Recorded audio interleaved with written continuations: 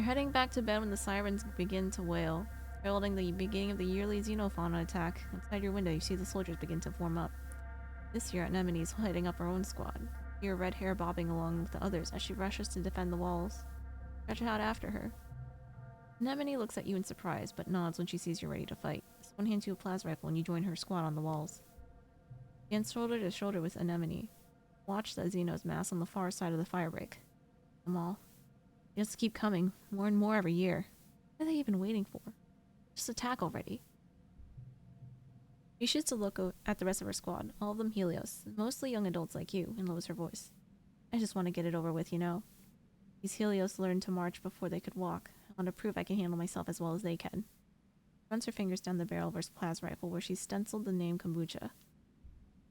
The lowing from the forest draws your attention back to the enemy line. The wall of animals is approaching in eerie unison, their footsteps drumming a rumbling tattoo across the ground. Anemone clutches her rifle tightly. Okay, here goes. Animals approach the wall at a steady pace, but stop short of the walls. Instead, they mill around outside the colony near the garrison.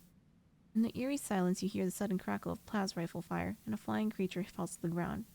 You hear Security Chief Rhett from his post on the walls telling his squad to hold the fire. Voice rings through the still, expectant air. Xenos are just standing there, so quiet. The animals appear to be waiting for something. The uncomfortable impasse stretches into minutes until finally Anemone tilts her head like she's hearing orders through her earspeak. Okay, we're just going to attack them, she says, her voice lilting up almost as if it's almost her voice lilting up as if it's a question. Okay, so she said it like, okay, we're just going to attack them. Her Helio-born squad mates look at her with unsure expressions, but Anemone nods. Yeah, to the walls, open fire.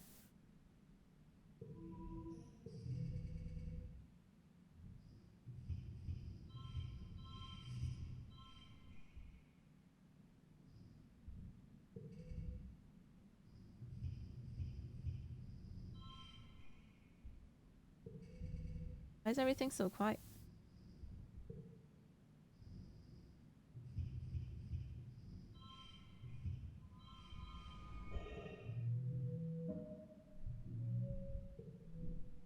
The others open fire, joined by the other squads at other points on the walls. The creatures continue to mill around as they're cut down by a hail of crackling plas rifle fire, seemingly unbothered. Not until a few minutes pass that the creatures seem to wake up, in a sense, breaking from their holding pattern and seeming to batter the walls as usual. Flying creatures begin to soar overhead, landing in the courtyard and attacking from within. Stay on the walls and pick off what you can, trying to keep the creatures from forming a living pyramid to scale the walls. You can hear the battering of their bodies against the gates from the commotion as the gate defenders rally to keep it shut. Governor Lum comes charging up to Anemone. I need command of your squad. I'm taking them down to the courtyard to engage the enemy directly. My squad? Anemone stammers. She looks conflicted. Lum is the governor, and outranks her as a soldier, but he is a Lum. His plan is bound to be dangerous or even suicidal. The rest of the...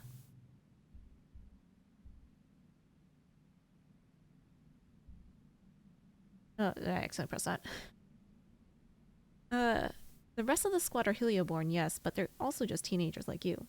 Don't you need us up here supporting defenders from the walls? She chances to suggest. Yeah, we're more useful up here. Lum doesn't look convinced, but your support emboldens Anemone.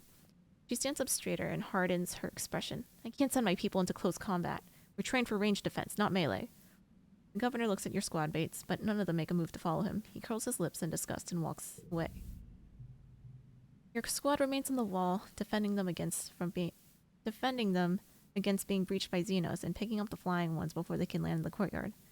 The gates stay standing, and after an hour, the attacks end as quietly as it began, with the remaining Xenos slinking back into the forest whence they came. In the quiet following the battle, the colony comes out of hiding to gather in the courtyard, surveying the damage. Everyone looks wary, but you survived another year, and with remarkably few casualties. As the gates are secured and the people begin to pick through the mass of bodies, you spot Dis watching from up on the walls. As he meets your eyes from a distance, you wonder how tonight's battle might have gone if you hadn't stopped him from planting that bomb.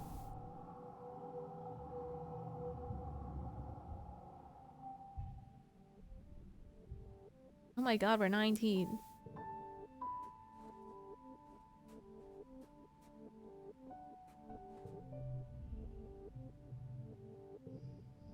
I wish you were governor too, Mars.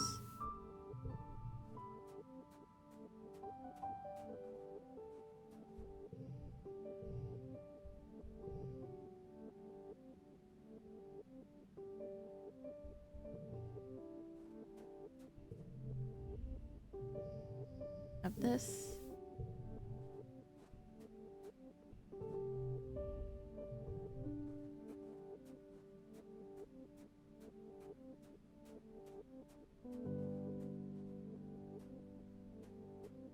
This. This is stripping off his expedition gear when he sees you and smiles. Hello, beautiful, he murmurs as you lean in and give him a kiss. I love coming home to you. You make being here worth it. Wow. Cute.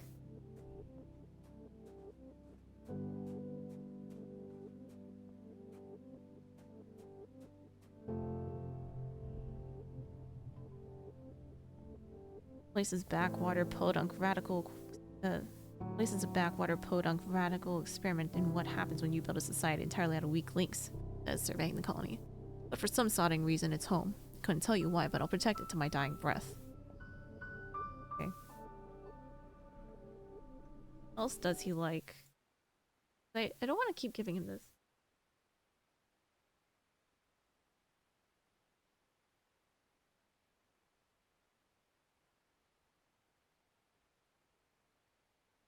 Likes cake, but that's expensive.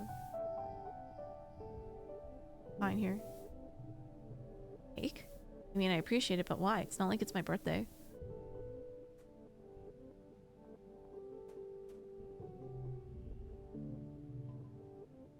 Anemone suddenly seems unusually withdrawn today. Helena, how do you... What if... Stops and looks down at the ground. Never mind, actually. I got myself in trouble with him. I can get out of it. I just have to apologize. Oh my god, she's in an abusive relationship.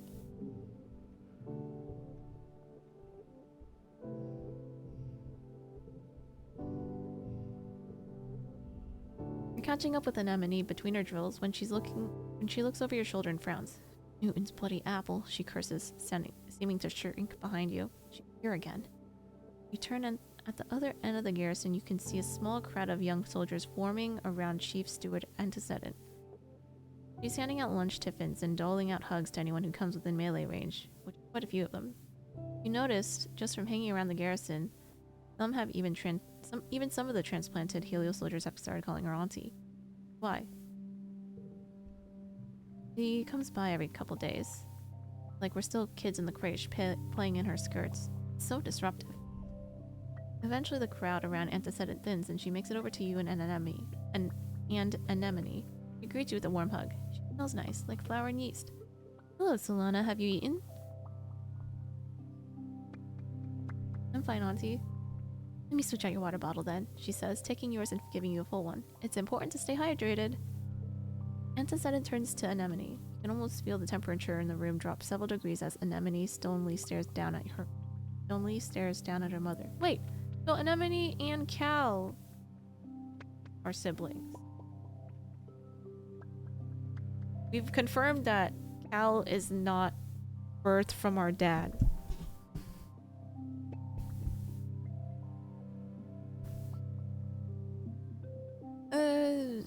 Antecedent's smile grows thin, and she clutches the handles of her basket. How about you, Annie? Have you eaten?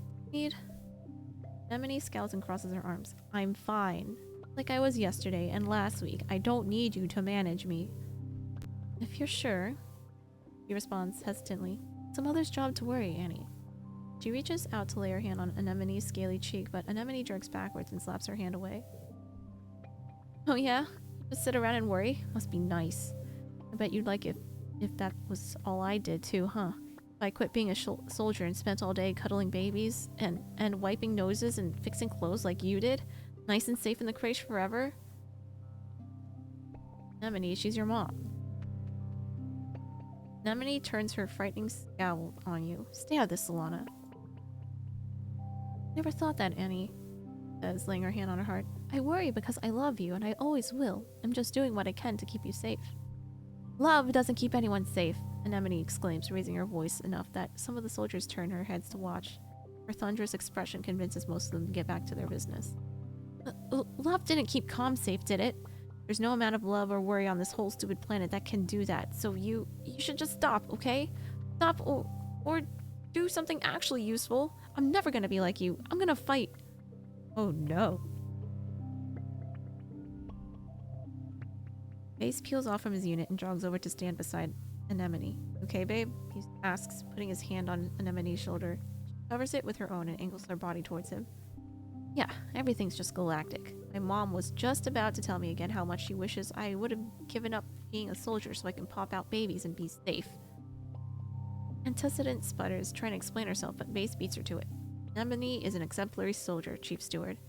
I know it's hard for a mother to accept, but we're all much safer for her service to the colony. Puts one finger under Anemone's chin, talking directly to her. Remember, Nemi, that we exist to protect people like your mother. Preserve the bond between parents and their children. Base gives Antecedent a stiff smile. The stars align. One day we won't lose any more sons. Soft "oh" escapes Antecedent as she blots her eyes. Oh. You are one of the good ones, aren't you? She says, clearly trying not to cry. Okay. Just walking in the footsteps of the good men and women who served before me, ma'am. We couldn't do without you. Keeping the hearth lit for us. Speaking of, I'll take lunch if you have any left.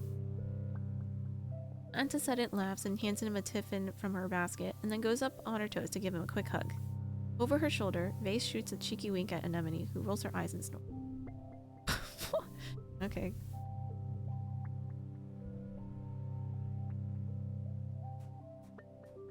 Getting along with his in-law, I suppose. Better than the daughter themselves.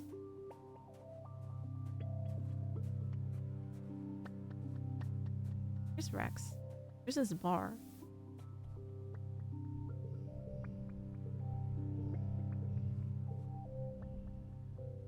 Got you a present. The hug.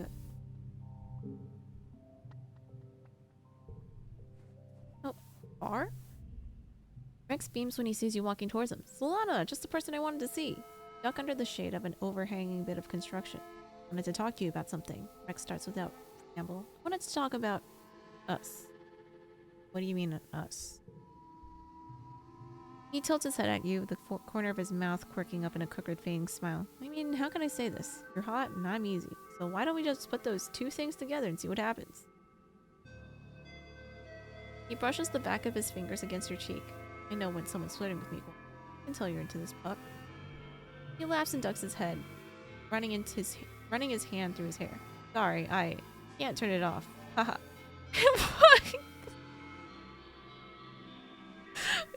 Oh my god.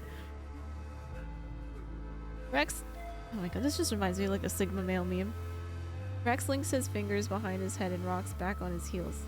I've never really dated anyone before, he confesses. Like, I love people and I really like fooling around with people, but those aren't always the same people. Catch what I'm saying?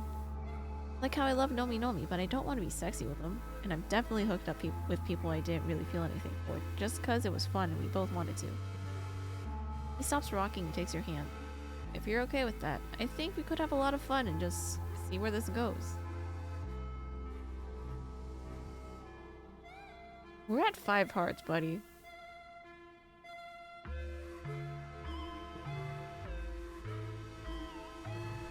Just gonna save this. No. Rex? Stop. No, I don't feel the same way. Rex gives you the biggest... Oh my god, this is the smolder face. Rex gives you the biggest, saddest puppy dog eyes you've ever seen. Really? He whines, like literally whines. And he stands up straight and gives you a huge smile. Kidding, kidding, I'm just pulling your leg. We're cool for real. I mean, you know me, the dog's gotta hunt. I've got plenty of friends I don't sleep with. I'm always happy to have one more. What the fuck? He slings a friendly arm around your shoulders. Glad we talked about this. There's nothing better than a girl and her dog, right? You have to agree. It's awkward to tell someone you don't like them that way, but you feel good about this one. Rex seems as genuinely happy as ever. Let's have a friend like Rex. Rex. Omi is looking up at the sky with a slight smile. It's been 4 years and it's still so cool. Spent my whole life on a spaceship before this. Being outside still feels like being in paradise. And with everything going on. Something? You know I do! Omi exclaims. I've had this great idea in my head for months. I'm gonna build something huge and I need your help. He walks you through their plan to craft their biggest thing yet. A massive daily pillar float they can carry on your shoulders. Push wood sticks to puppet it around and make it look like it's dancing. A huge hit, especially for the younger kids. You get to work out and you get to make something beautiful. I have a present for you.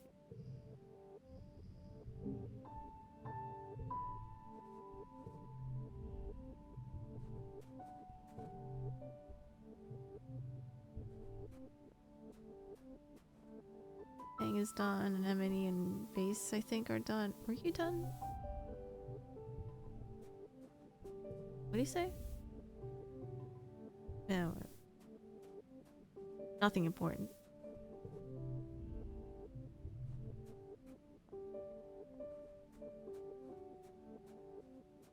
Yes?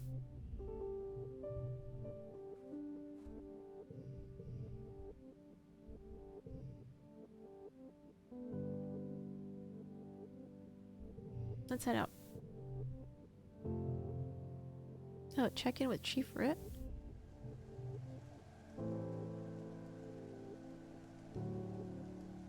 Oh, I have a payload. Actually, no, nothing else to report, sir. I didn't know this is right.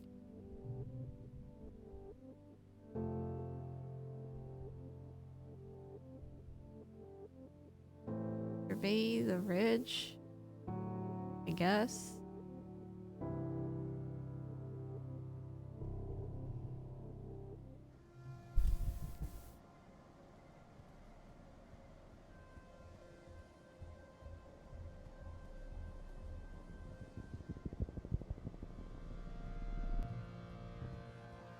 I just need items and the events that they have.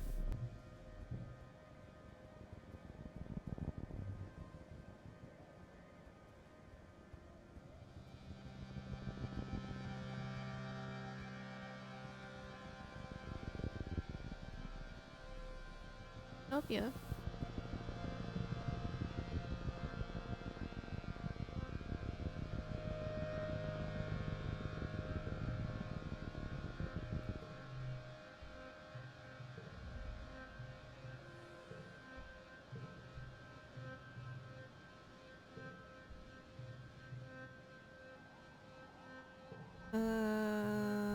Okay, that's just engineering stats. Nothing. It was also a repeat event.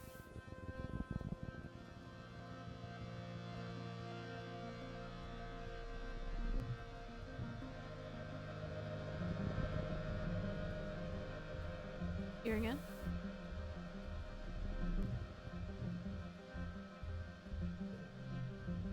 Tim nods as you approach. This is the human I wanted to see. The Overseer would like to speak with you again. Okay. Tim leads you to the same cave as before. Nothing has changed and you get the impression that nothing much does change here.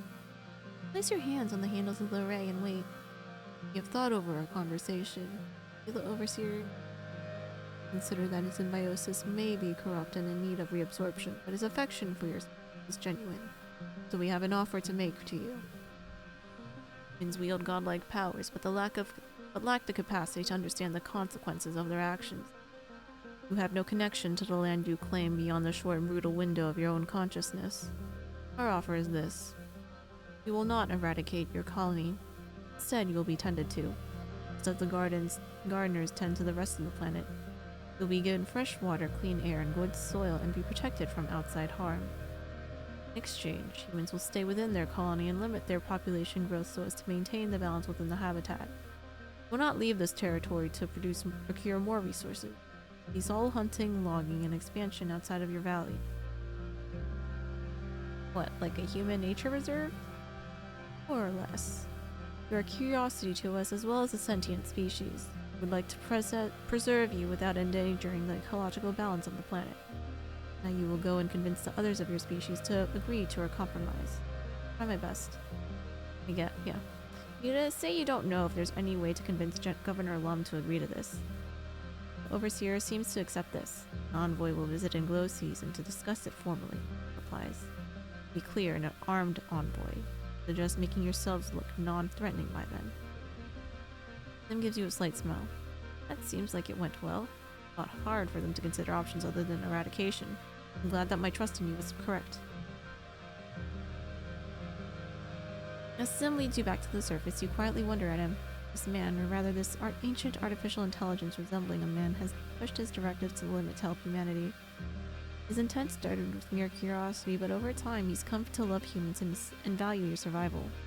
He made a mistake?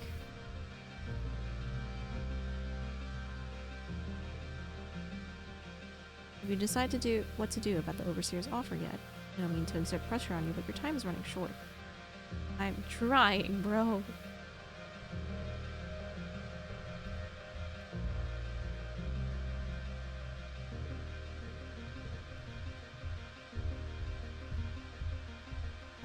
I guess we'll just talk to everyone next couple months.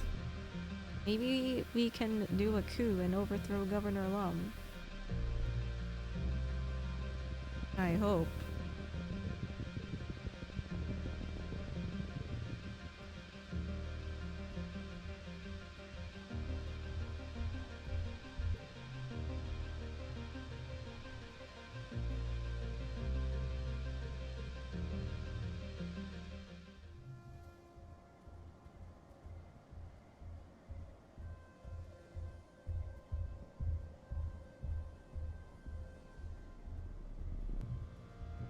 Oh wait, that goes further in.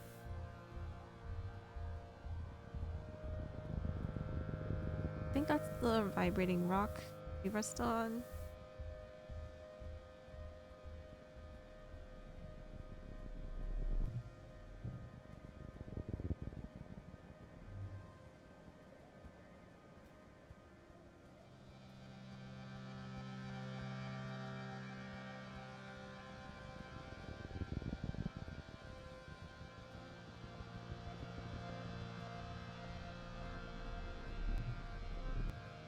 Yeah, that just goes home.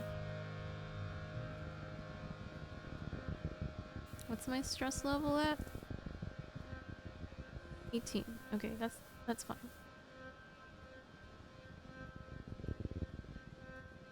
That is easily recoverable.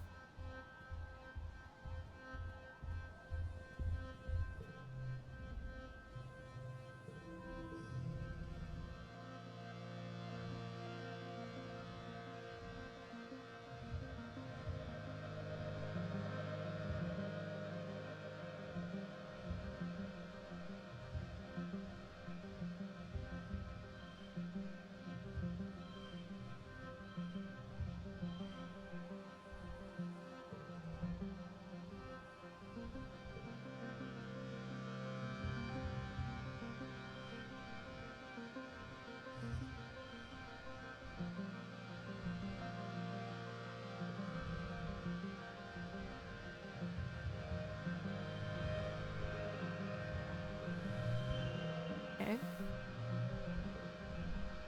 Oh wait, we got kudos. Wahoo!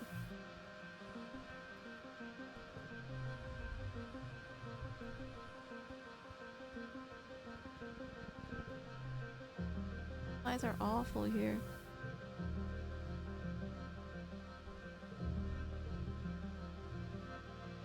Then let it be.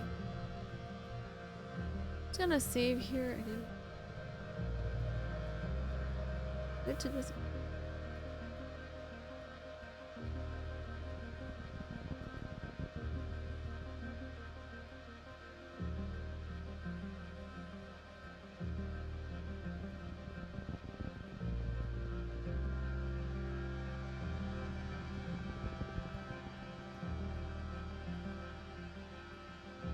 Eight.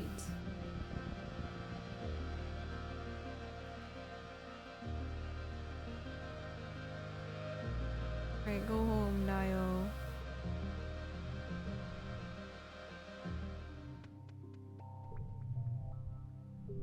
As usual for this time of year, your dreams have been more vibrant and invasive. You have trouble distinguishing dream from reality during the day, and you dread falling asleep at night. Huh? How did that Hopeye get into your bedroom? Wake yourself out of this dream. Resist the temptation to chase the little Hopeye. Instead, laid back down, telling yourself to wake up. Wake up. It works. Milky quiet sunlight outpours through your window. Flakes of bromide snow piling up against the glass. You feel as tired as you went to bed. It's your birthday. You're 19 years old. Only one more year as a teenager.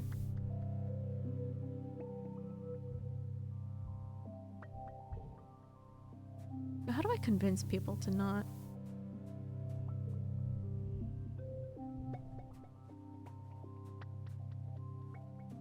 Go here? Check in with Chief Rit.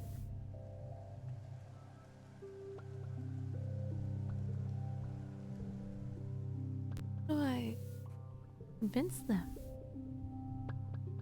Do I go to Governor Lum himself? Where's Dis? Can I talk to Dis about it?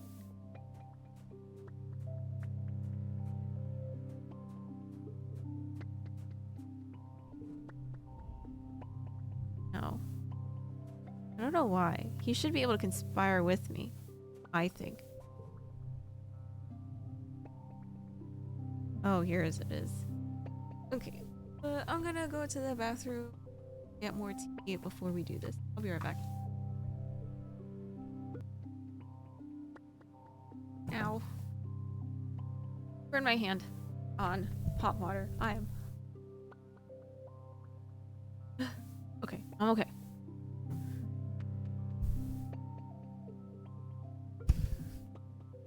Alright, let us confront Dr. Lum, or Governor Lum, once I see.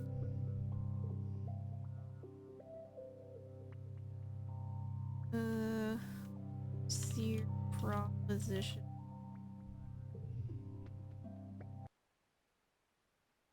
Okay. Bring the overseer's deed, Governor Lum. Oh, meow.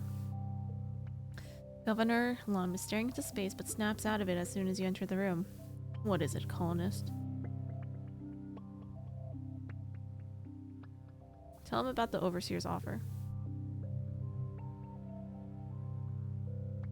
Normally I'd play dumb and tell you these talking aliens don't exist, but you already know too much.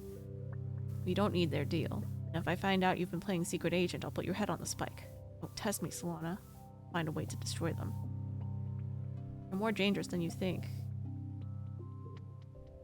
Never doubt humanity's strength, Solana. He grins coldly. It's a good thing I'm the governor of this colony, not a coward like one of you Stratos. He does dismisses you, but he might have a point. Deposing him as governor would solve a lot of problems. You know Mars would be on board. Mars, let's do the coup! What do you- wait, I can't do that? Right now?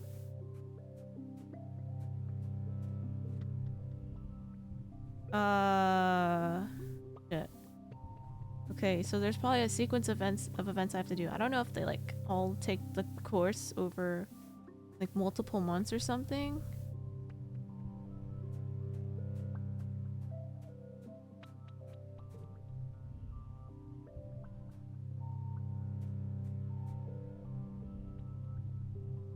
Can't talk to anyone else about this?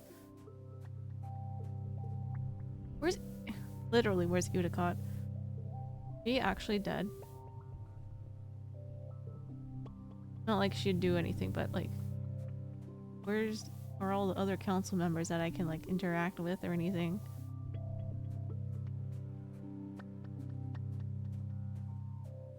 This?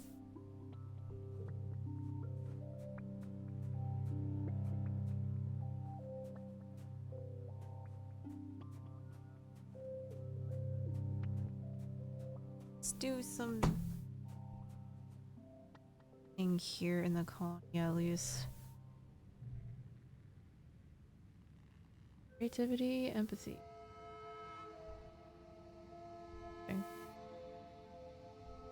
Oh, creativity and bravery.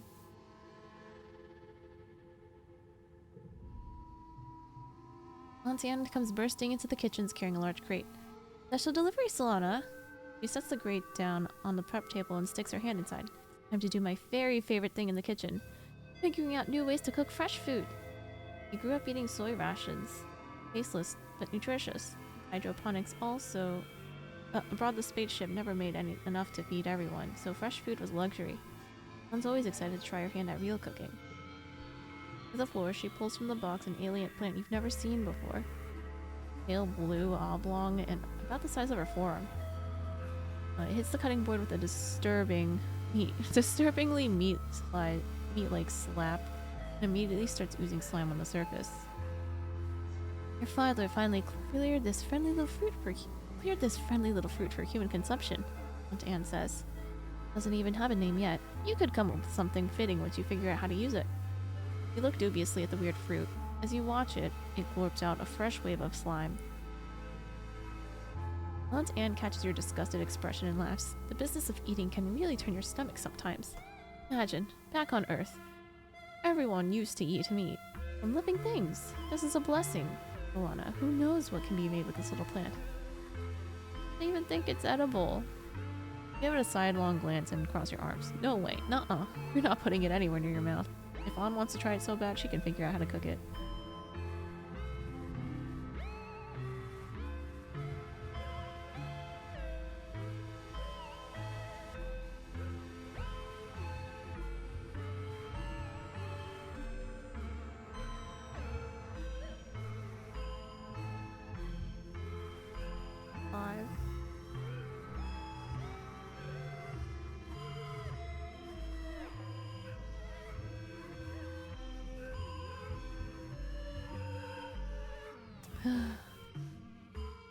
Plus 10 kudos if it equals the goal, though.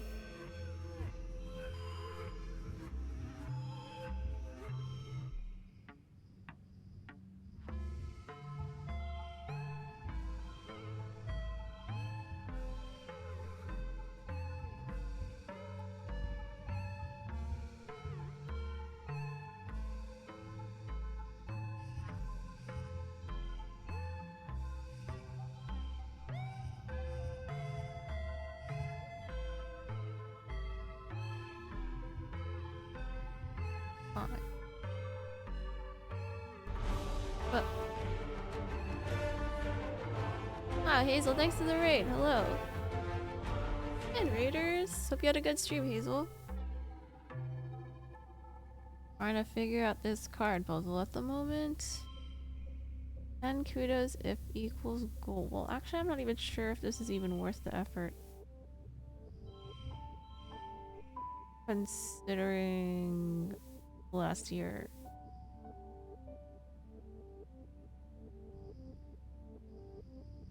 Play the princess. Ooh, what kind of game is that?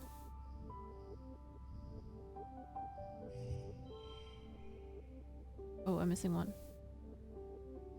But I don't necessarily want to use that. 6.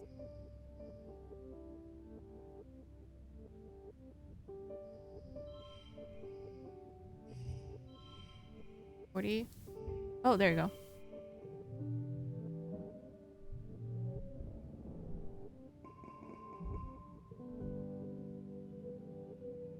We're trying to overthrow our government right now. Somehow. I don't know how we're gonna do it. Horror visual novel. Oh, right! Is this the pixel game? Or...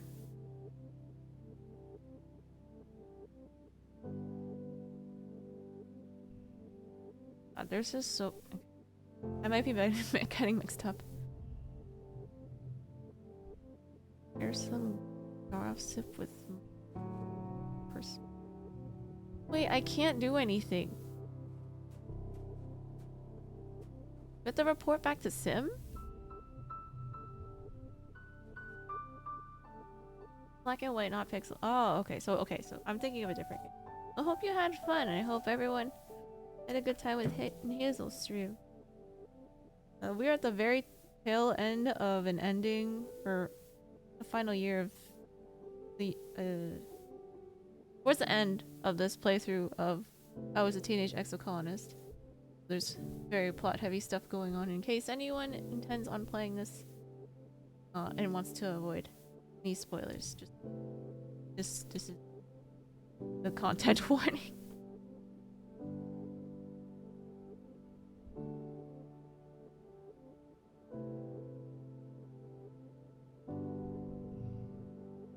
Don't know what to do.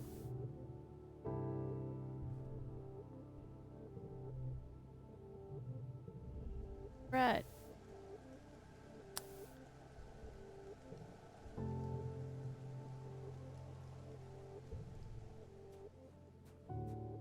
Good luck on your coup, thanks. I don't know how this works at all. I'm trying to figure out a path forward, but I guess I'm just gonna check in with Sim. Alright, back out into the wild.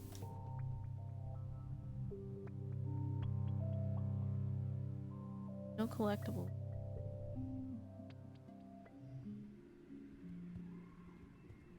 How to overthrow government. Exocolonist. God, I hope he's here. It said that I should talk to Mars. Okay, so there's no progression. I don't know what to do. How do I persuade? I don't know. Let me go back to this.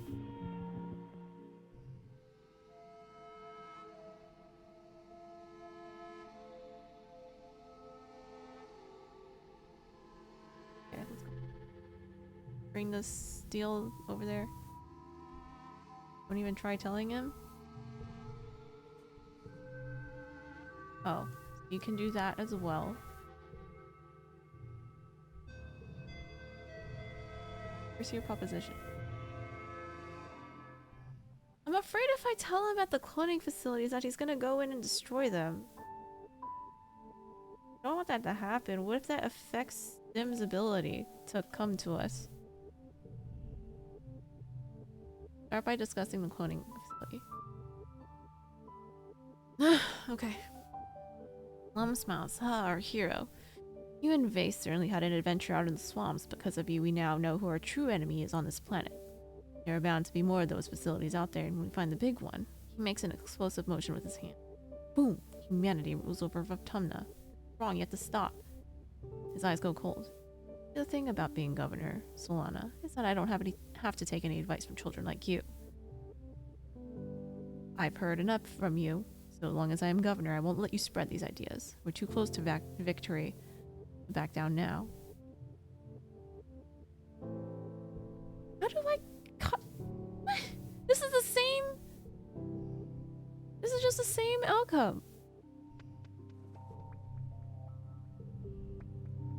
I'm at the offer. I have to listen to them.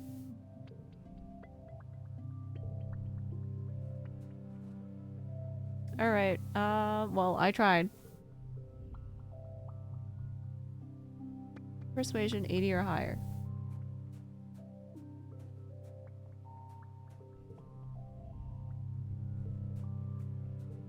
Would I like a hint?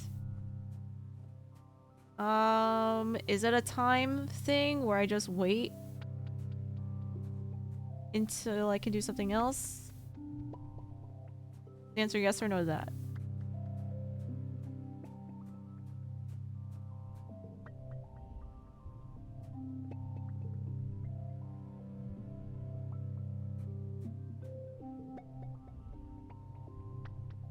No.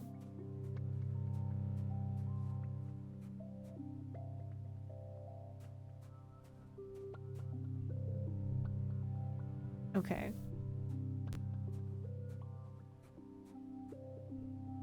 Is it something that passes time? Thing I have to do?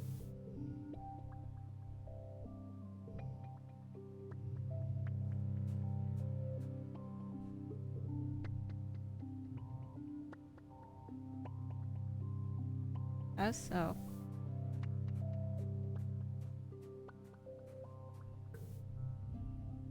Okay, wait. Let me if it's any of the activities.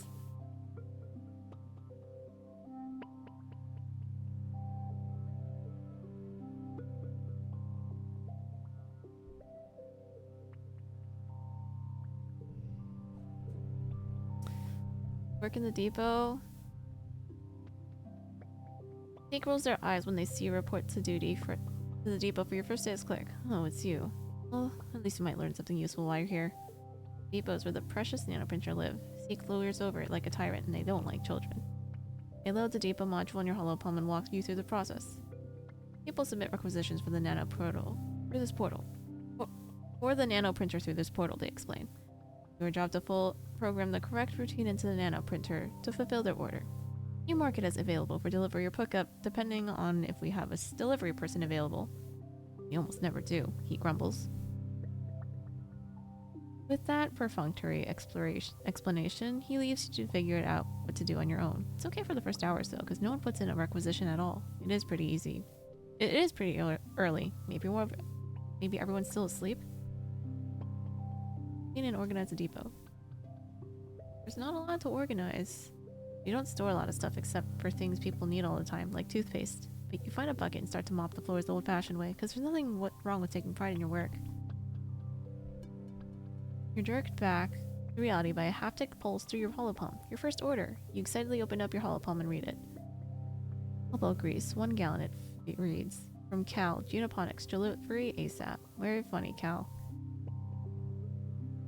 Dismiss the phony requisition. Haha, Cal's got jokes. Another one pops up on your holo screen. Flashlight fluid, 2 gallons. Anemone, sports ball delivery ASAP. Really, Anemone? Albert, another bogus requisition? Are your friends trying to prank you? You've barely dismissed the second one before the third one comes in. ID 10T gas. Damn, flammable. 2 cubic meters pressurized tangent engineering delivery. ASAP, caution. You almost got me, Tang. Tang's not really the pranking type, but you stop yourself from looking up ID 10T gas. You dismiss the requisition and message your friends to knock it off. Finally, you get a real requisition and get down to work. Easier than you thought. Just finish up when Mars strolls in. He hops up to the depot counter and primly crosses her legs. I'm so totally relieved to have you as my assistant here, Solana. Finally, someone to haul boxes and fetch things so I can focus on the important work. Your assistant, I should be in charge. I don't care which one of you is in charge, Seek interrupts, so long as you get the work done. Jake pauses. Wait, did you wash the floors? They say, looking impressed. Well, that does deserve a reward. Here you go. They swipe their holopalm and you feel your pulse as a couple kudos are deposited into your account. Mars can hardly wait until Seek is gone to giggle. Either way, I'm glad you're here. Job is usually so boring.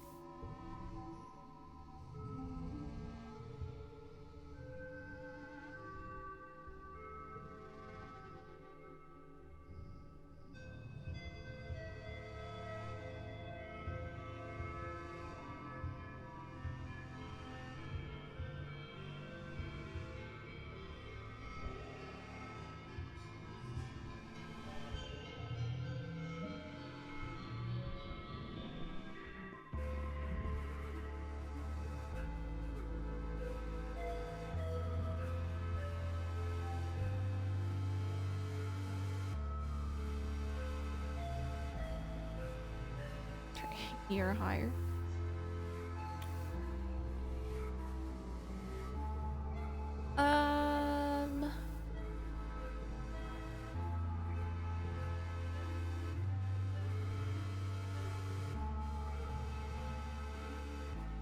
Job I missed somehow.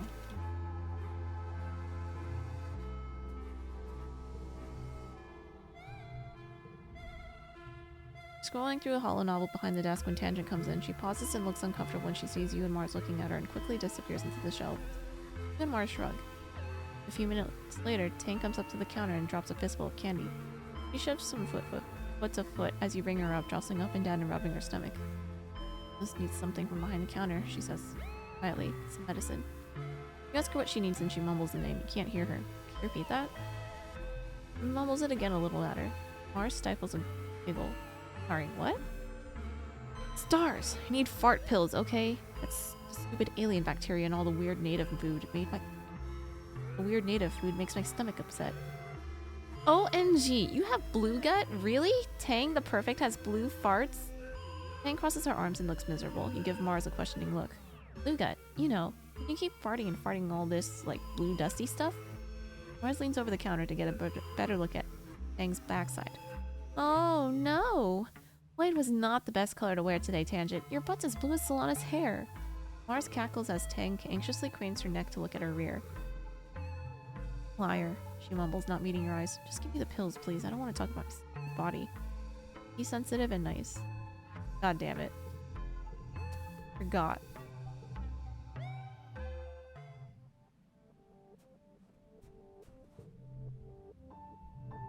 Let me cook. I also want to see this interaction. Like any of these new character interactions. Don't say a word. Jab Mars in the ribs before she can make any more jokes and ring up Tang's request without another mention. You hand over the bag and Tang shoots you a grateful smile before leaving the depot, looking a little more relieved than when she came in. I will ask for help. Explicitly.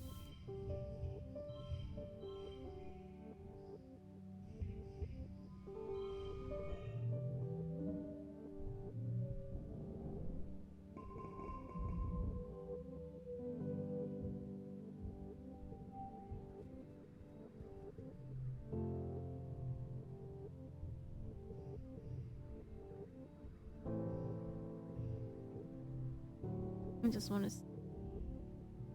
Oh. Pass the construction yard on your way to work. On your way to work at the depot.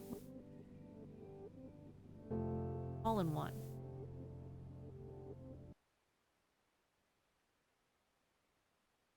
No, it's Rex's birthday!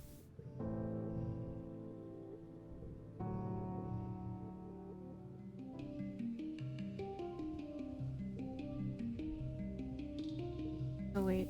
Hugs incoming. Birthday gift. Wood.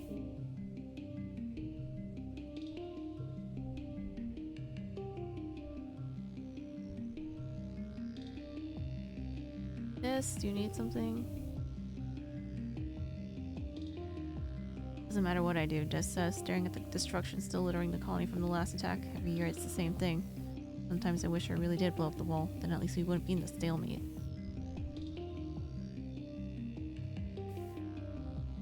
Okay, wait. Hey, Phil. Get out of here.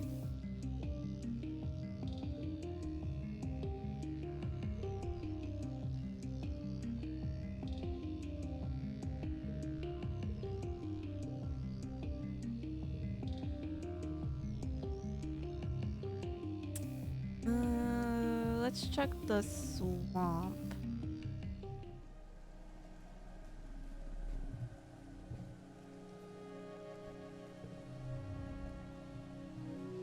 Getting some tracking tips from Utopia, learning how to listen and look for subtle cues that an animal has been through here, or worse, been hunting you. She stops and holds up her hand. Shh, she whispers. Do you hear that?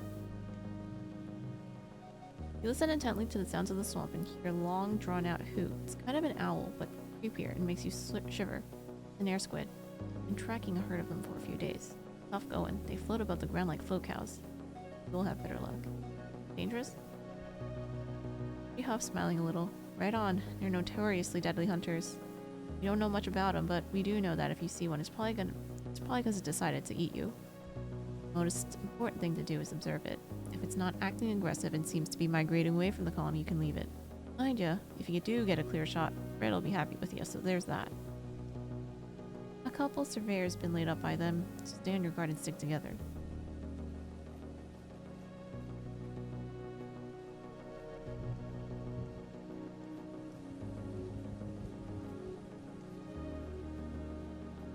Manticore.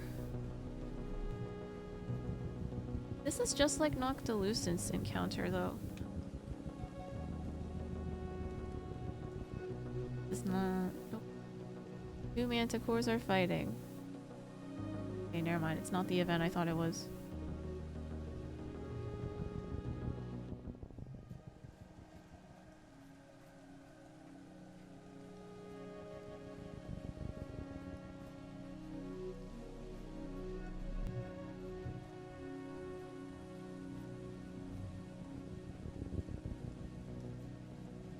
The dead end is this side. Is there a hot bio here?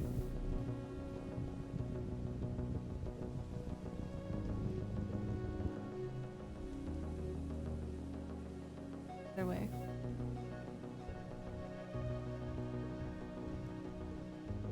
That was nothing.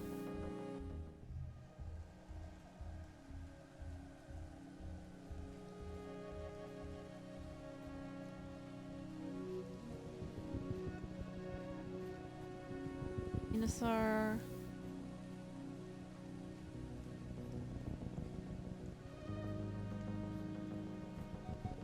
This creepy hooting again. You hear that creepy hooting again. The air squid Utopia wanted you to track and observe. You know you're getting closer and you better keep your ears sharp. It seems to be on the move. Stop to listen. Carefully listen to it so you can tell which direction they're going, and then move on.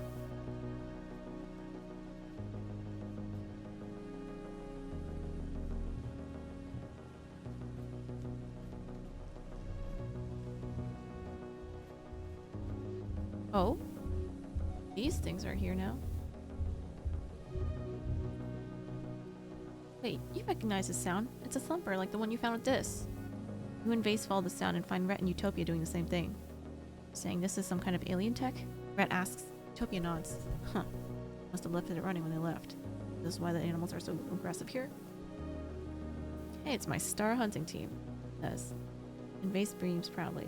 We've better luck tracking down this thumper if we split up. Here, take those, and if you find it, blow it back into space. Hand you a bunch of explosives. Vase looks at you like he can't believe your luck. A top priority demolitions mission.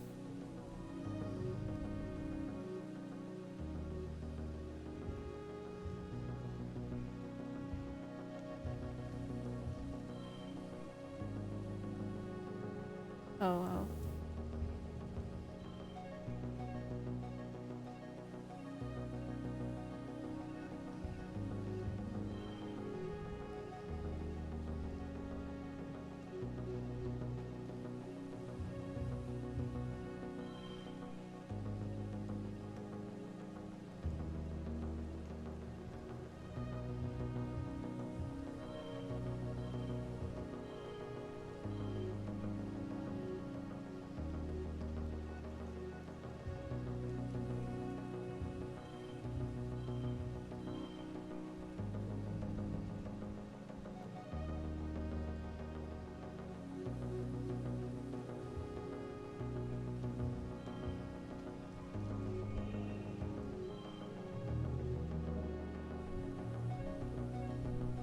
Oh, a thumping sound to one of those alien pyramids of shining black rock.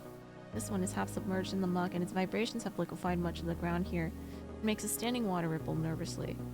The creatures nearby are acting strangely too. It looks ancient and overgrown, but also technologically advanced beyond your comprehension. A strange blend of organic and inorganic parts, and somehow it's still working.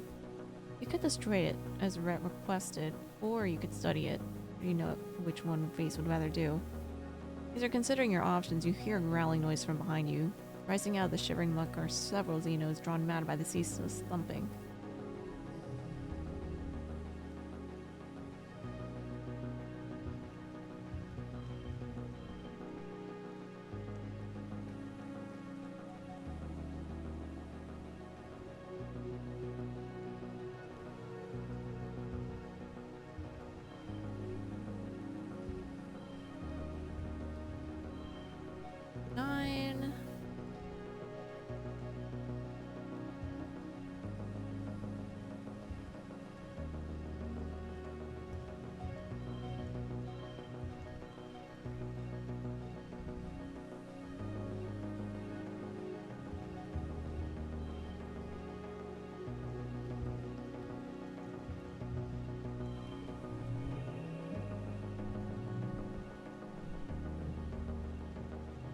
You and Vase managed to dispatch the creatures by until only a few days' top eyes are left.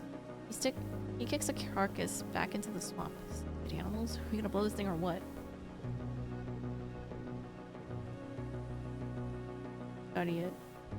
The thumper is in better condition than the one you found with this. Even partially submerged, you can clearly see how it works, and the sound is loud and clear. You analyze the thumping and determine it's a signal. Some sort of carrier wave with regular patterns. Palm registers high levels of animal pheromones in this location too. He determined that the thumpers can also be pointed directionally. Creatures will try to move along its path, like it's a beam, a ley line. That explains the paths radiating from the first thumper, animal paths. Up close you can hear the thumpers, but the long, low wavelengths below human hearing can travel much further, like radio frequency. Every animal in the area must be able to hear this thing, probably better than you can. A smell. Emitting some kind of chemical from the coral-like ball at its core. Puffs of it in the time to the thumping. Pheromones? Fungal spores? Judging from the mood of animals here, this structure must draw them in and make them aggressive, riling them up or something. Guarding maybe? Or amassing an army? Base leans against the thumper and sighs. You're such a nerd. Can we just blow this up already? Try to redirect it.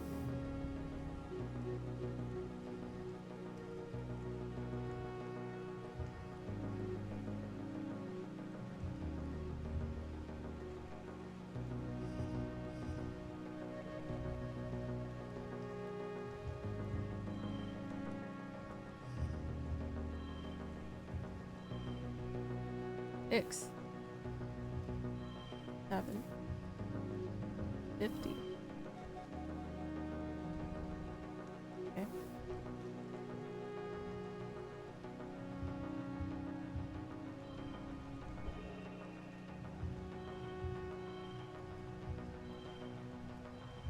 There you go.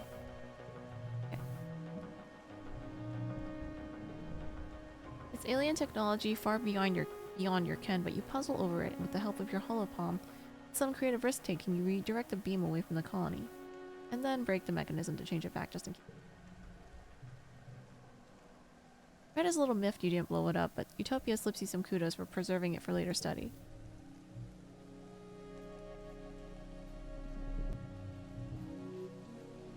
Okay, that was interesting.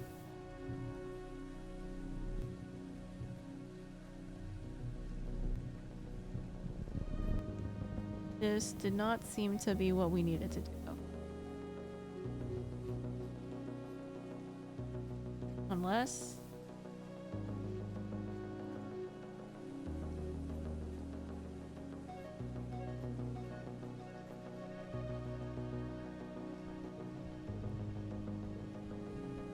I'm gonna poke around some of these other events.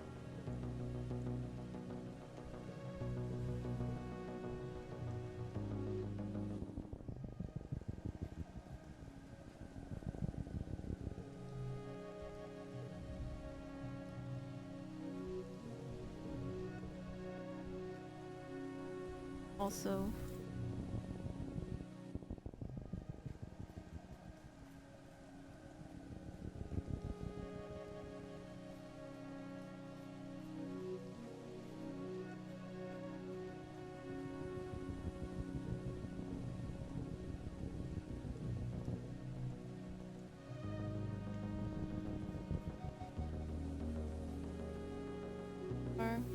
never goes well, so we're avoiding that.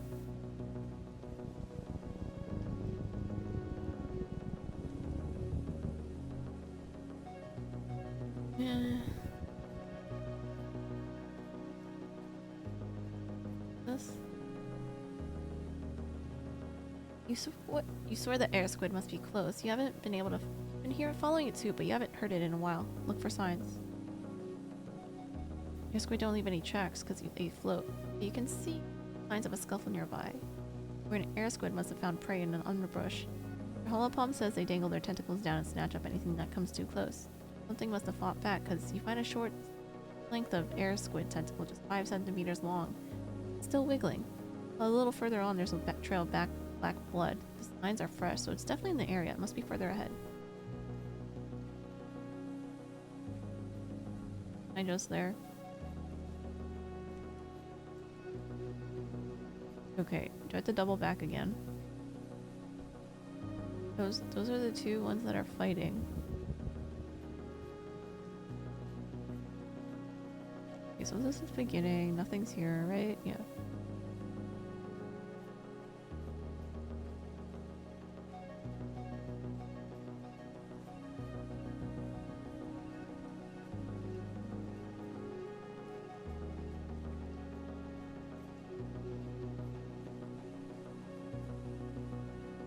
is up?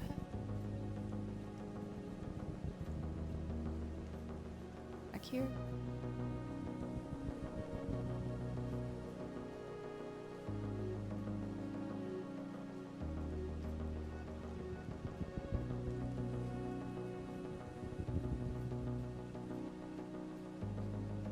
Oh, okay.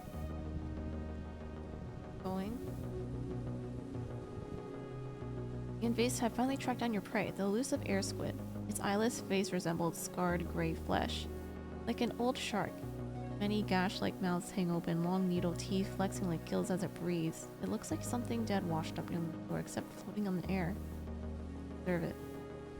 Watch it drift along, dangling its tentacles close to the ground, searching for prey. The sensitive tentacles can feel vibrations like the beating of a small creature's heart and possibly electrical signals. Its sensitive tentacles are matched by its sensitive hearing. It hears you almost immediately. The one thing you learn that air squid can be frighteningly fast when they need to be. Mari pushes its tentacles against the ground and propels itself towards you like a torpedo made from dead sea lion crossed with giant squid.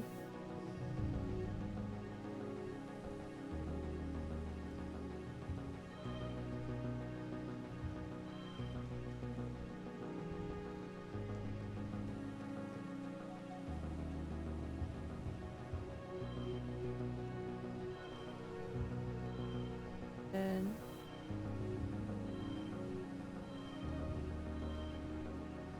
why is this one?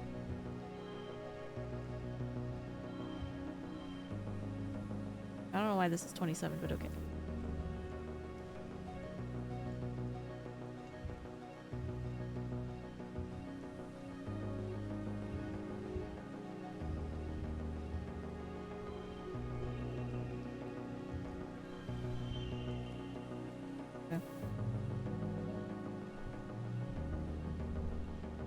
You and Vase dispatch the squid.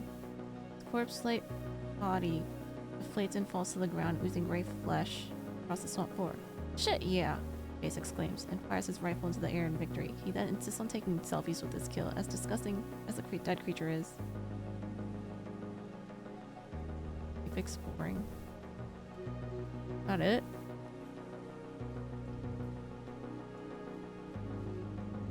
We go home and report to Utopia? Oh, we killed it?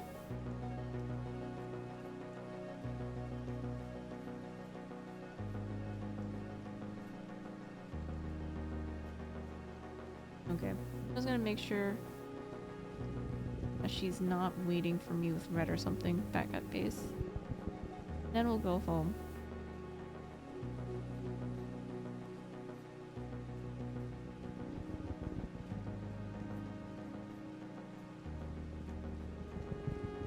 Not that Thumper. I don't know, that Thumper event felt important.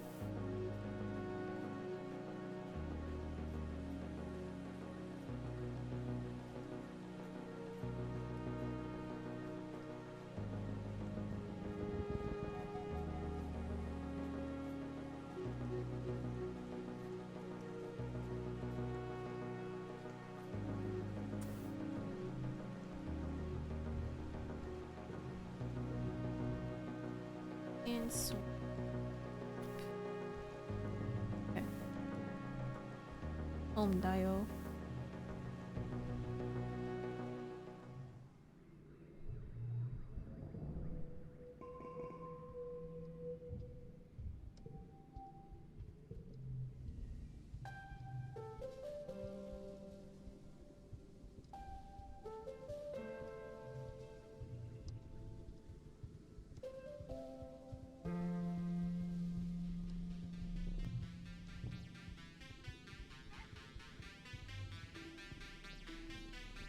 Wait, why is there more of these coming up?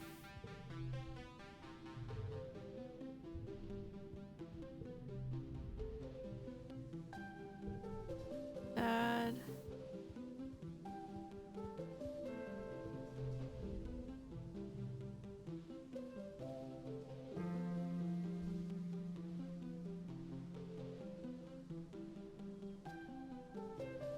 Fallen 2 is Sim.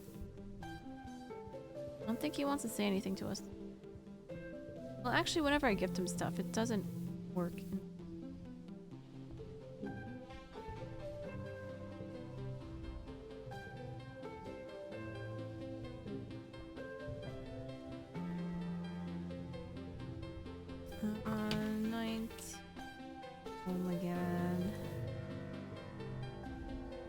Alana, is the person I wanted to see. Come with me, says Vase. He leads you to the labyrinthian corridors of the garrison where the soldiers are housed. Most of the people who arrived on the Helio have moved into the colony housing and their rooms converted to storage, but it's not surprising to learn that Vase is one of the holdouts. Vase's room is humble, but far from utilitarian. As the motion sensor lights flicker on, the first thing you notice is that it's full of space travel paraphernalia. Star charts, ship schematics, flight plans, and the like. A hologram of a small personal class spaceship hovers in the corner. You gawk, Vase shoves your shoulder lightly and moves into the room. It's bloody noisy out there on the floor. I wanted to ask you something. Have you ever just wanted to leave? He starts giving you a thoughtful look. You know, to get away from all this terrestrial bullshit and return to the skies where we were born. Yes. He laughs humorlessly. Of course. I knew you were one of the smart ones. Colony. This planet's too small. It's just... Vase continues looking around his room. I can't help but feel like space is where I belong. I always wanted to be a spaceship pilot more than a soldier. That's surprising. It suits you. Hell yeah, it does. I don't want to be a soldier for the rest of my life, that's for sure. Not on this shithole of a planet. Protecting people who don't even want me here? Ass. Space is where it's at. Ooh! Background unlocked. Only just feels like a little small for someone of my caliber, he says, looking around his room. I miss Zero-G, knowing that only a thin skin of metal and your own wits protect you from the vacuum of space. When we came through that wormhole, when our bridge was destroyed and everyone thought we were going to die, in that moment everyone on the ship was one cohesive organism, and we were going to live or die on the strength of those bonds, of our training. It was an adrenaline rush that nothing could ever match. Anyway, I was thinking, I want to return to space, in my own spacecraft, he says, fiddling with the dials on the holoprojection of his little ship so that it flickers. Just a little one, enough for room for 2 people and some cargo. I'll need a second in command. Someone to compliment me. Someone who I know is going to have my back. Sounds like a great adventure. Damn straight it does. Better than what you're gonna find on this garbage lump of space shit. Why doesn't he take Anemone? Vase's eyes dart over the wall of his bunk where you can see a few personal photos interspersed along with spaceship stuff. Nothing's keeping me here anyway, he says. My mom split when I was a baby, for all the good it did her, still being stuck on the same spaceship with us, pretending I didn't exist. My dad died about 2 years before we came through the wormhole. His mouth quirks up at the corner. Figure you'd know a little bit something about that, having lost a parent too. Sorry for your loss. Don't be. My dad was a mediocre soldier with authority issues. He liked to fight, and he wasn't smart enough to do it right. He got his ass bounced from the program and put into the civilian roster. From the tone of Vase's voice, being called a civilian is probably the worst punishment he can imagine. Turns out, resisting authority was just the only thing keeping the head together. He filled the vacuum with drinking and trying to knock me around until he couldn't even do that because I moved into the barracks as soon as they let me. Finally, the old man got in a fight he couldn't win. Fell down a bunch of stairs, I guess. Ace runs his hand through the holoprojection thoughtfully. Bloody weird. My earliest memories, I remember idolizing him for being tough. And I spent my childhood hating him, the rest of my life pitying him for what a goddamn weakling he was. He puts his hands down and flicks off the holoprojection. I want to go to space. I don't want to end up like my sad old man, fighting and drinking until it gets to be too much and I sodding well snap. I want to make my own name for myself. Stars.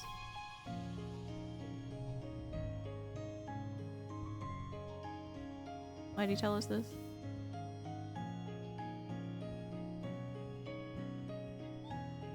Guy's Homelander in this game?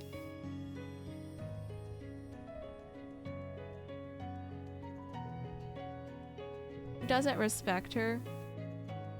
Okay, true. She's just his toy, I guess.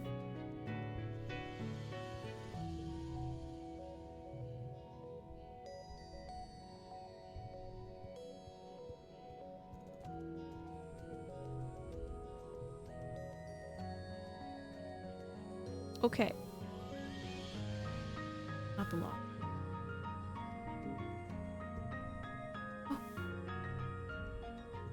You've been invited to Cal's house for, as he puts it, a real grown-up party. When you arrive, Auntie Tira gives you a warm hug, shows you inside to where Cal set up the living area with little twinkling lights and lots of blankets. He looks so much like his mom. Both sit down at the table across from Cal and Tira pours you both a glass of mushroom wine. She leaves the bottle open on the table. You kids can finish off this bottle if you like. It's a good vintage, one of your dad's first brews, Solana. A little on the strong side. I'll be out late, Tira says, kissing the top of Cal's head. Follow me if you need anything, but don't you two wait up for me, okay? Wow, Auntie Tira is so cool. Cal smiles at you as you tuck into dinner. Glad you could come. I thought about inviting Rex, but he has like zero chill, you know?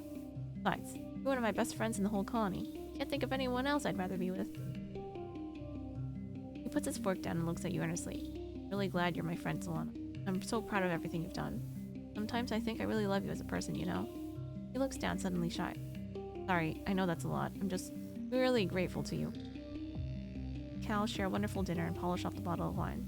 Afterwards, you settle into a big pile of blankets to lie back, look at the stars through the big skylight in his living room. And so that's why I think we should domesticate more Unisaur. Just makes sense, Cal finishes, and you laugh. Right, who doesn't want to ride a unicorn? You deserve a unicorn. We've been laughing a lot. Everything's just so funny and also so pretty. Stars look like you're swimming in the big dark ocean, and the little twinkly lights Cal put up look like stars you can touch. You reach out to grab one and come up hilariously short. Cal giggles at you. Cal's so warm and cozy against your side. The blankets are so soft. Everything is wonderful. Talk the rest of the night away, sharing your thoughts about everything and nothing. It's so nice to share this simple intimacy with a good friend. Eventually, you're both yawning too much to continue talking. Cal pulls a blanket over the both of you, cocooning you in comfort and warmth. So glad we're friends, Cal mumbles. You sound sleepy. You realize your eyes are getting heavy as well. You tip backwards into sleep. All you feel is love. You both sleep deeply. Morning arrives unceremoniously, pouring through the skylight directly onto your face. You grumble as you turn your head away, burrowing into something that's soft and smells sleepy sweet. Oh, it's Cal. Your face is smushed into the soft skin of his armpit. His arm is curled around your shoulders protectively, your legs tangled together under the blankets. Cal shifts under you and blinks his bloodshot eyes, opening and squinting into the merciless sunrise. Ah, dip. Mumbles, clinging to sleep. Much. He laughs as you peel yourself off him, sticky from drool and sweat. Gross, bruh, he says, and you smack him on the shoulder. Before long, his mom pokes her head into the living area. Hey kids, ready for some breakfast? Breakfast sounds incredible. You've never been more excited at the prospect of breakfast in your life. You share a breakfast of roasted tripe and eggs with Cal, his mom, and her 3 partners. Even though the rest of the colony is in chaos, you feel somehow healed having taken the night to let yourself bask in their love. That was wholesome. Okay.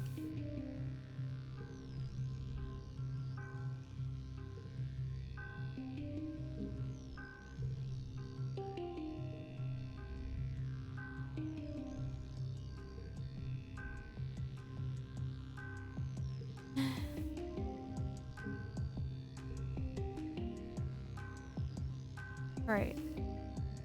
To progress the coup, do I have to talk to someone or do I have to go on an expedition?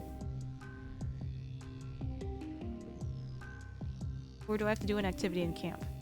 In the colony? I'm like kicking myself mentally for not doing the depot thing sooner because it looks like there's like several cutscenes in there. Also, I'm like low on time-ish.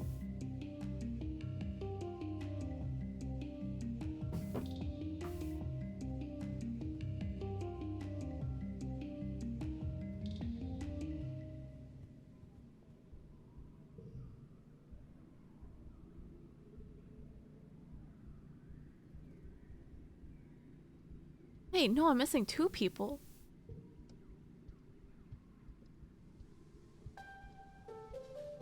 I'm missing 2 people.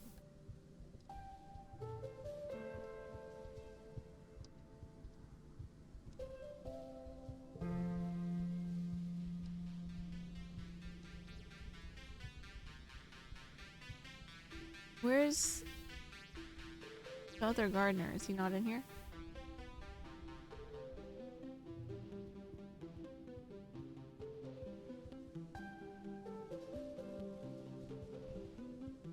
what if I poison their food?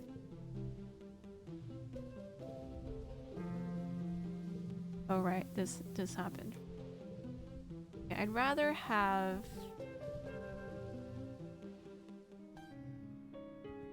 Rex, whatever Rex is building.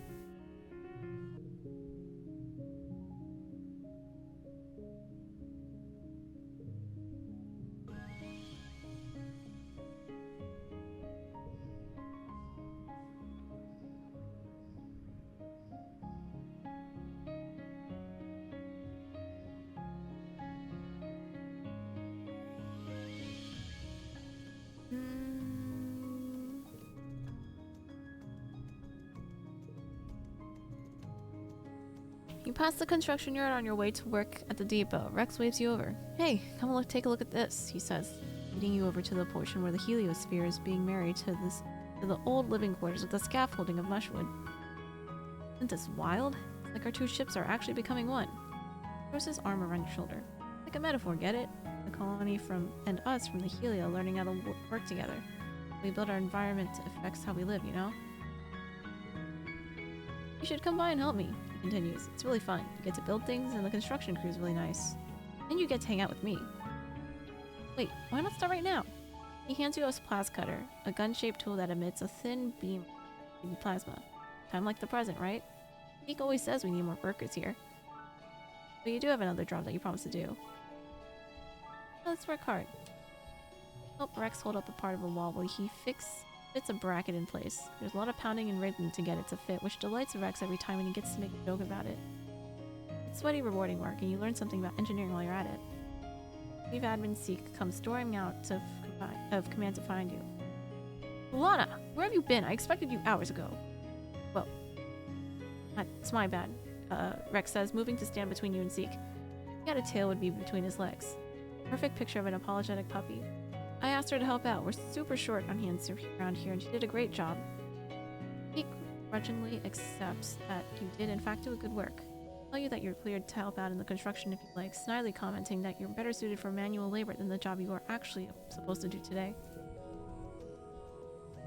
Holy heck, it's dirt.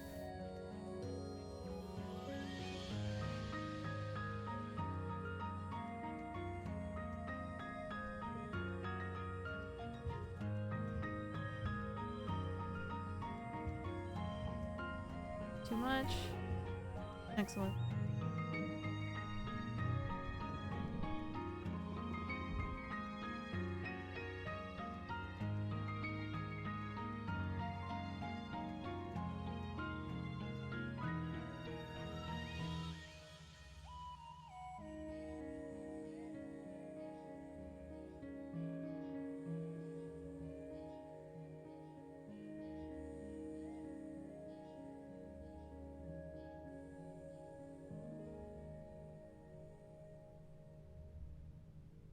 Jeff, are you still there? I have a question. Oh, wait. Alright, what am I supposed, wait, is the thing I'm supposed to do to, like, go out on an expedition to find someone, or talk to people in camp, or is it, I mean, talk to someone here, or go do an activity in the colony?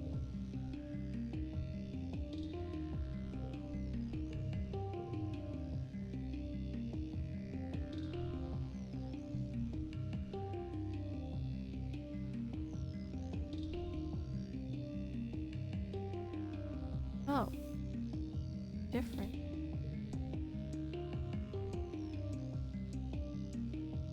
Okay, I chose help robots. Right track, but you're too late.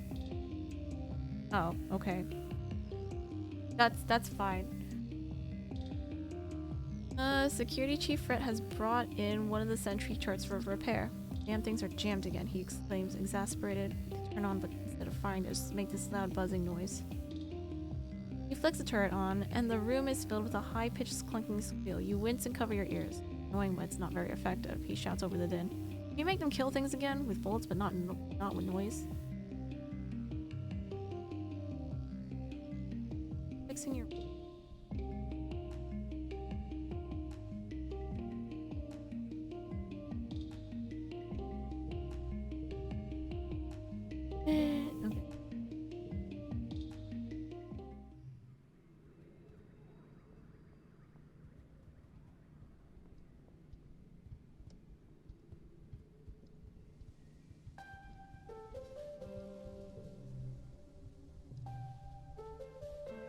On the construction. Chief Admin Seek. Oh, these are the two characters I'm missing. Unofficial heads of the construction crew are Aluminum and Burnish, Mars's dads. You don't know them very well, but they're great supervisors. Honest, friendly, straightforward guys with wide shoulders, strong backs, and soft hearts. They're really nothing like Mars at all. How did that happen? You're working with them while they tear down the internal walls of the heliopause, scoring edges carefully with glass cutters and using sledgehammers to knock great sheets of metal free. Help them work. Wait, what are we using these sheets for? Yeah, Javelin, I asked him. It's fine. Reinforcing the garrison and other new buildings. Alv replies, wiping his forehead with the back of his hairy arm. Glass cutters really crank up the heat in these small metal rooms. These bulwarks and hallways were important safety features in space. You don't want to explosively decompress the whole ship, you know. But here on Vertumno, we have different needs. Help them work. You learn a lot working with Al and Bernie. They look like big tough guys, but like most people in the colony, they really care about sustainability and doing the right thing, and they love to talk about work while they work. With no shortage of gossip about the other adults. Huh, that's where Mars gets it from. If you keep your ears open, you're gonna learn a lot more than just how to smash stuff and nail it back together. Was it too late from like a very long time ago, or like I could have squeezed it into this year?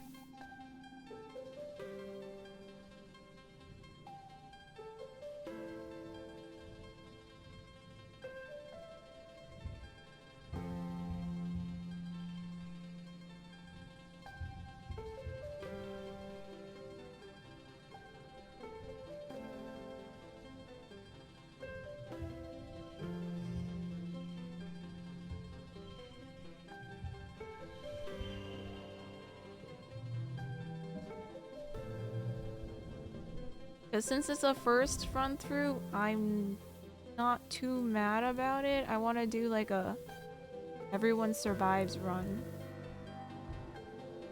later. Because I killed Tammy off without knowing that I could save her. Can't say for sure, but you think it would take a year. Okay. Okay, that's fine. Thanks. I will just do that next time I go through this.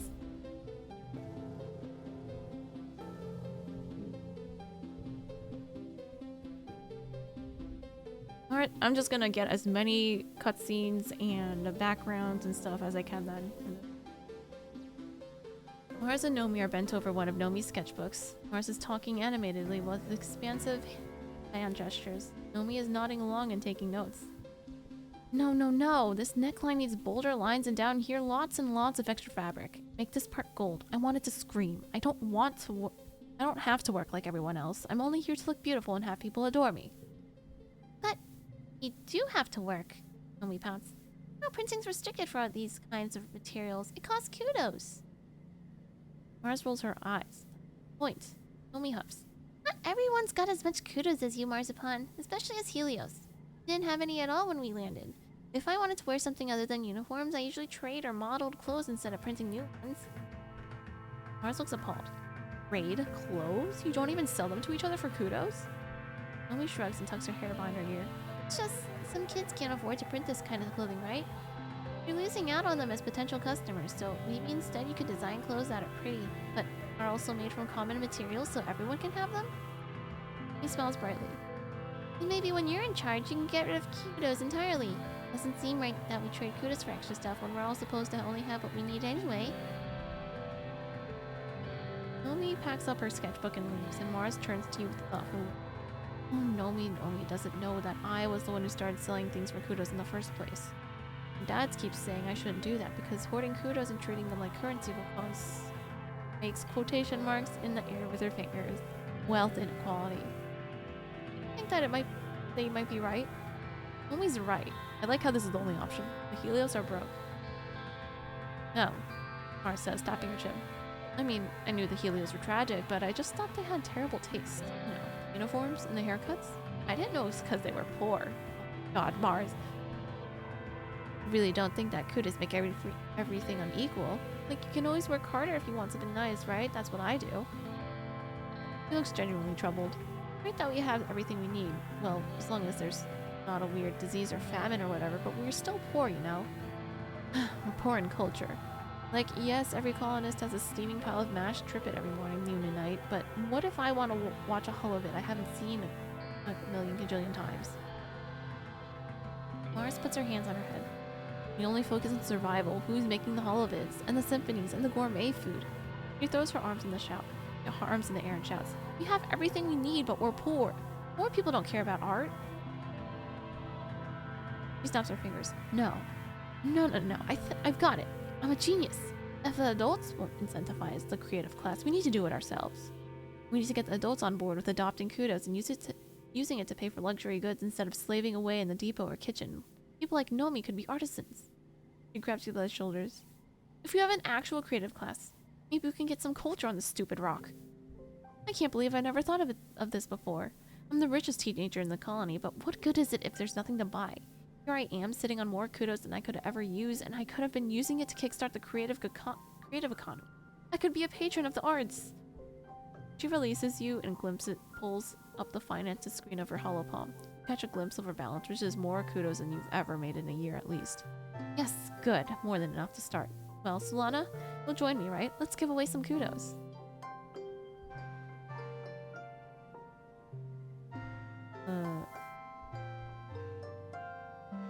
I need mine. Sure, here. 10 kudos. Mars nods as you transfer 10 kudos into her account.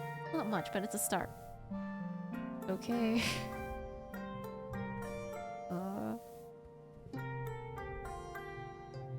Looks incoming. Got you a present of wood.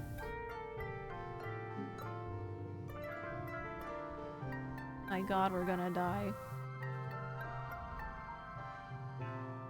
Rex sitting on the floor of an unfinished building, his feet dangling over the edge. He waves at you and gestures you to come sit next to him. Hey, Solana. He shoots you a tight smile before looking back over the rest of the colony. From here you can see the garrisons marching around in formation with Vase at the head. Rex watches them with an uneasy expression. Why the hangdog expression? Rex musters up another smile. That's a good one. You always know how to brighten my day.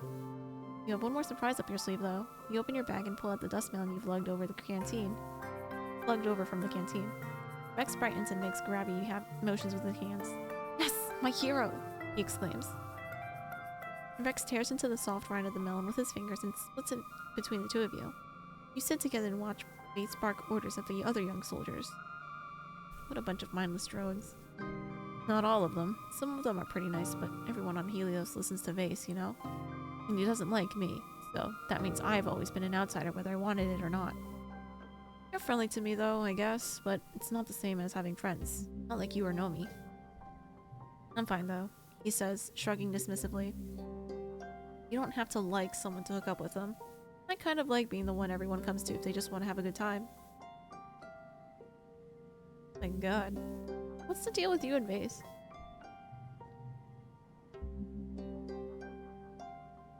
Rex's mouth twists and he spits a dust melon seed over the edge of the building. Kind of a long story, not a fun one. I'd rather not drag it up again, honestly. See the short version?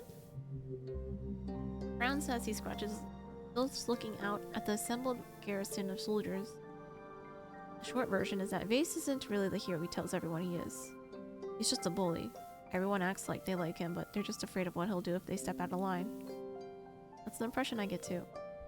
He nods with the slow acceptance of someone who's long made peace with their situation. Yeah, it sucks. It's just... He wasn't always like this. He used to be kinda like me. A small weird kid with a chip on his shoulder, who just really wanted people to respect him. He runs his fingertips thoughtfully over his left forearm, where a gnarled scar winds over the bone. Well, he got it. He looks like he might say more, but he goes quiet for a long few seconds instead. Wish it was different. Wish he was different. Could have been friends, maybe. Garrison soldiers break formation. You watch Anemone approach Vase. He sweeps her up in his arms and swings her around, and you can hear her delighted laughter from Rex watches with a frown. Anemone and I don't know each other very well. Probably because Vase is telling her all kinds of lies about me, but I'm a little scared for her, you know? He doesn't know what he's capable of. Rex straightens and puts on a happier face. I don't want to waste my day thinking about Vase, though. Not when there's friends to talk to, and a whole world to explore, and Dustmelon to eat. Splits off another segment of Dustmelon and eats it with gusto, laughing as the juices dribble onto his mostly bare chest. And baths to have, I guess, he giggles, wiping the juice and licking it off his fingers, seemingly without a care in the world.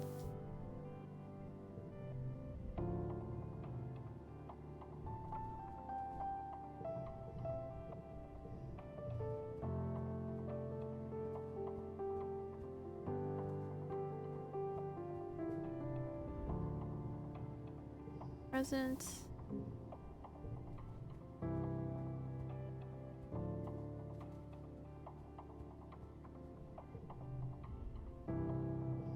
Present.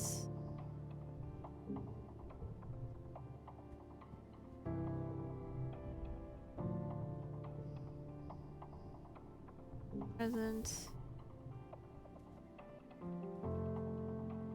Wait.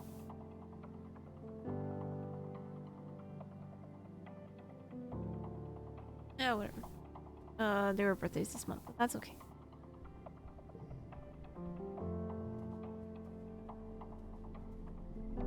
This.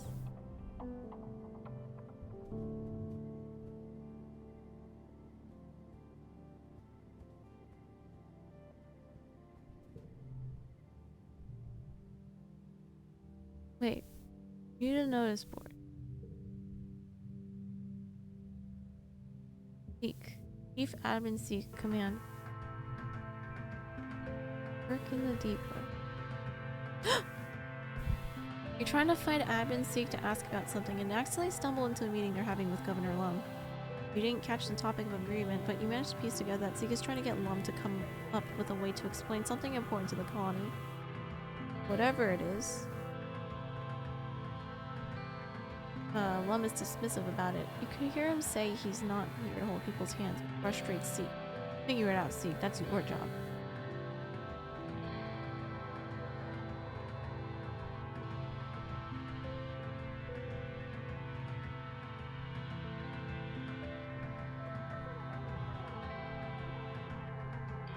Lemmy can help. You walked straight up to the two of them and declared you'd be a perfect governor's assistant. You can handle all this mindless busy work, freeing Lum up for his very important job of running the colony.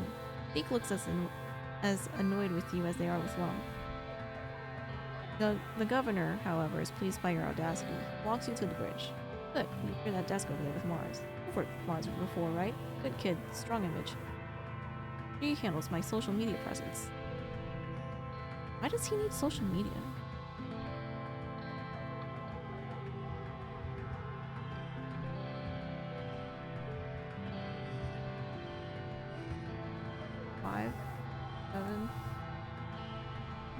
Oh wait.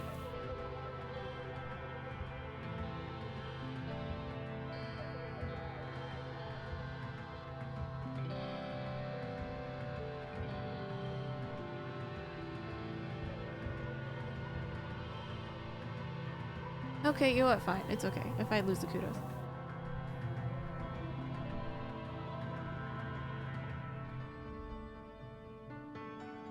Governor Lum enters the colony square to his customary bombastic fanfare brass band. Bombastic fanfare. Brass band, red carpet, banners with a Heliopause logo snapping in the hot dust breeze. It's inspiring. The governor gets his usual tithe of applause from die-hard soldiers, but it's obvious how tired and fearful everyone has become in service to his war. Catch Mars's attention, she rolls her eyes and makes a gagging motion. Cal looks sullen and withdrawn, refusing along with the rest of the geoponics to give Lum any sort of applause. The governor raises his hand for silence, though it's largely unnecessary. Pioneers of Vertumna, he begins. We stand here today, not shivering and quaking in fear, but with our hands around our neck. Around the neck of the planet herself.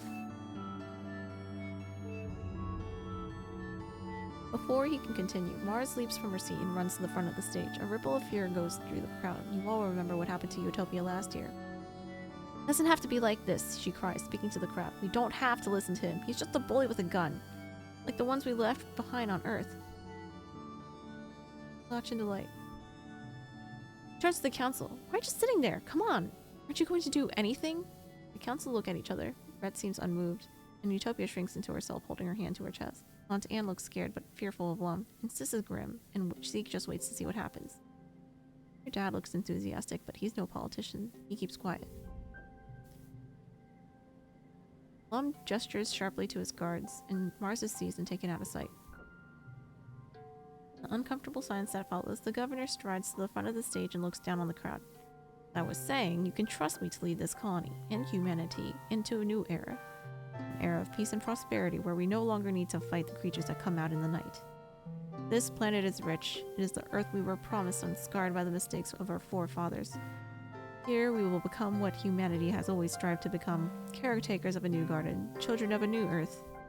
People cheer, spurred on by Lum's display of dominance. Lum looks upon the crowd with pride. Pioneers, we're so close. This planet will be ours and all her riches and wonders with it. But first, we need to adapt to the harsh realities of our current world. I know you all love your council, but it's time we thought about the future. We need to guard the colony leadership, he says with some disdain, against sudden upheavals, deaths, imprisonments, and the like. I've decided to instate a second position for each of the council, he announces. Lemon explains that every council member will take an official second in command. Seconds will be trained in the running of the department and will be ready to take over the department should the worst happen during an attack. The council looks concerned. Is this how Lum begins to cycle out the colonial government with a veneer of legitimacy? Applicants must have spent a minimum amount of time in that department and will be judged by the council based on their relevant skills, though Lum will likely argue for his Helio appointees. Scribble your name in for...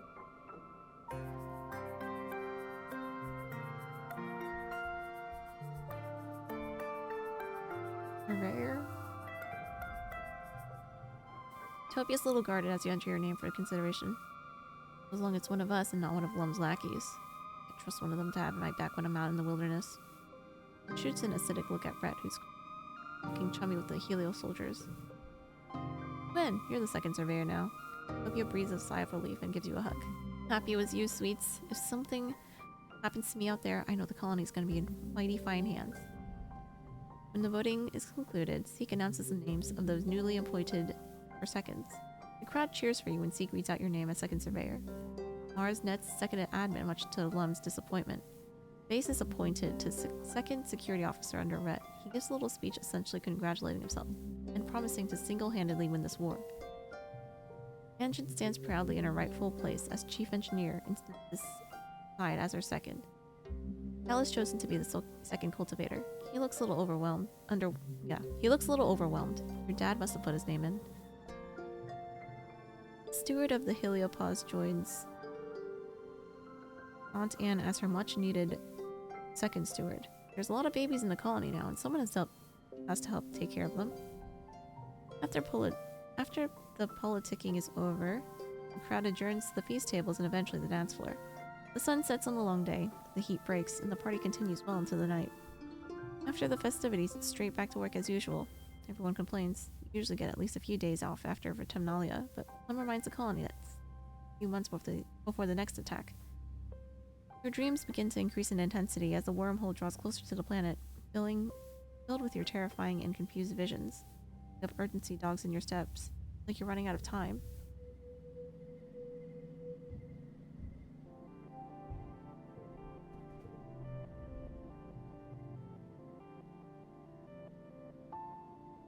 Mars is talking to a sharply dressed soldier. Watch her lean in and brush a bit of lint off her uniform, looking up at her with a flirtatious smirk. Off, and Mars sees you. She straightens up and gives you a businesslike smile. Hello, Solana, she says. Ravenna and I were just talking about how the soldiers' quarters are starting to leak. Just terrible, waking up wet, says, and Ravenna laughs awkwardly. Was there something you needed? Okay, at least she's not in prison. That'd be bad.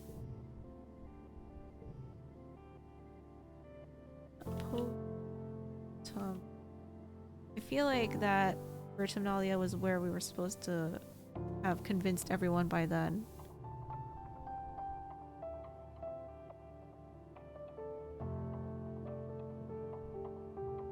One of your first tasks as admin is to format the monthly report to Earth. It's full of boring, carefully formatted data. Jake's very specific about it and makes you redo it 3 times until you get it right. You drop off the request at the comms desk and realize you've yet to be told how to process any reply from Earth. Wonder if they reply at all.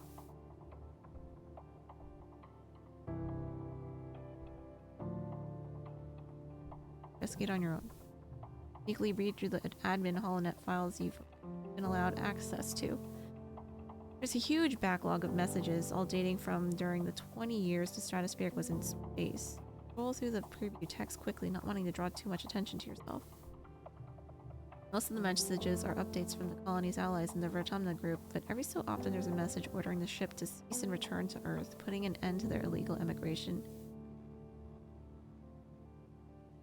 and return to their stolen property. The Vertumna group weren't allies on Earth before. Stealing congruence in that genetic definitely did the trick. These messages are angry. No messages for any time after the Stratospheric landed on Vertumna. Maybe nothing can get through the wormhole. Maybe the communication system was damaged, and it wasn't until the heliopods landed that the communications could be restored. Maybe both planets are just shouting in the void. Impossible to say.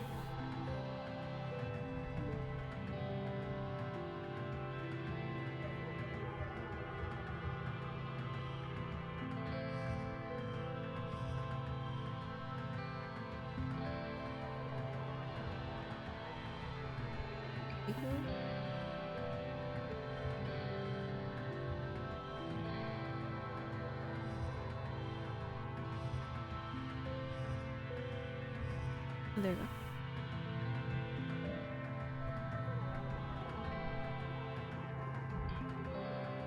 Equation.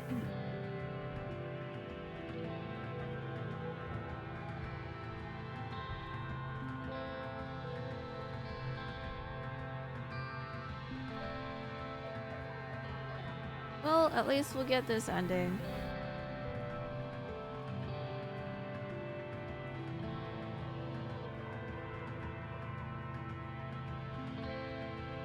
I don't think there's anything left for me else though. Wow. I'll play optimally next. I mean, like next run.